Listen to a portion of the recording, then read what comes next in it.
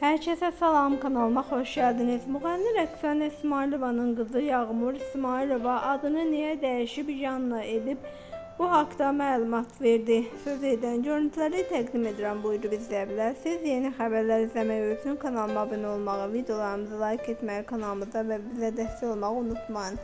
Videomuzu izlədiyiniz üçün və bizə dəstək olduğunuz üçün hər birinizə təşəkkür edirəm.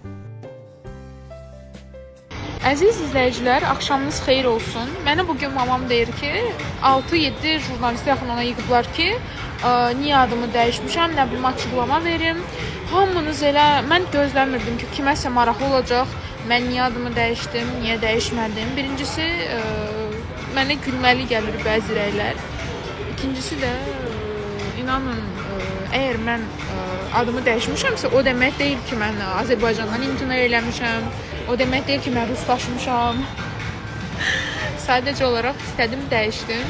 Həmişə də bilirsiniz ki, ləqəbim elə yana gedirdi. Yenə də fikirlərinizə görə çox sağ olun, minnətdaram. Başqa sözüm yoxdur. Nə bilim, yenə də şokdayım.